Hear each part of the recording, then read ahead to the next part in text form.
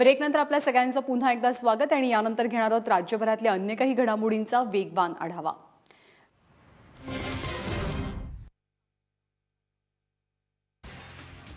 पुणे, नाशिक, नांदेड, कोल्हापूर, सोलापूर, बीड आणि धुळे या 7 जिल्ह्यांमध्ये या शाखा उघडल्या जातील।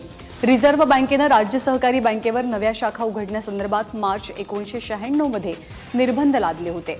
हे निर्बंध उठवत आता 7 नवीन शाखा उघडण्याची परवानगी मिळाली आहे। त्यामुळे लवकरच या 7 जिल्ह्यांमध्ये राज्य सहकारी बँकेच्या शाखा अस्तित्वात येतील। सांगली सातारा विधान परिषदेच्या निवडणुकीसाठी आघाडीचे उमेदवार म्हणून काँग्रेसच्या मोहनराव कदम यांनी आपला अर्ज दाखल केलाय। यावेळी राधाकृष्ण विखे पाटील, पृथ्वीराज चव्हाणांसह पतंगराव कदम आणि हर्षवर्धन पाटीलही उपस्थित होते। पक्षाच्या विरोधात कोणी भूमिका घेतली तर कारवाई करण्याचा इशारा विखे पाटील आणि पृथ्वीराज चव्हाणांनी दिलेला आहे। तसंच ऑनलाईन प्रक्रियेमध्ये अडचणी येत असल्यानं ऑफलाईन पद्धतीनं अर्ज स्वीकारण्याची सोय करावी अशी मागणी निवडणूक आयोगाकडे करणार असल्याचं विखे पाटील यांनी म्हटलेलं आहे।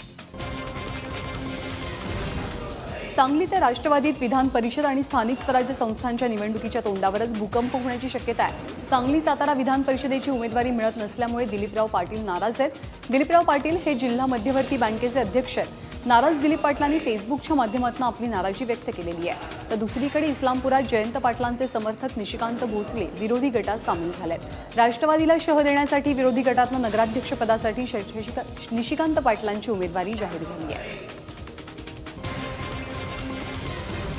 राष्ट्रवादी काँग्रेसचे नेते आणि यवतमाळ जिल्हा परिषदेचे माजी अध्यक्ष ॲडव्होकेट निलय नाईक यांनी आज भाजपत प्रवेश केला। निलय नाईक हे वसंतराव नाईक यांचे नातू आणि माजी मुख्यमंत्री सुधाकरराव नाईक यांचे पुतणे आहेत।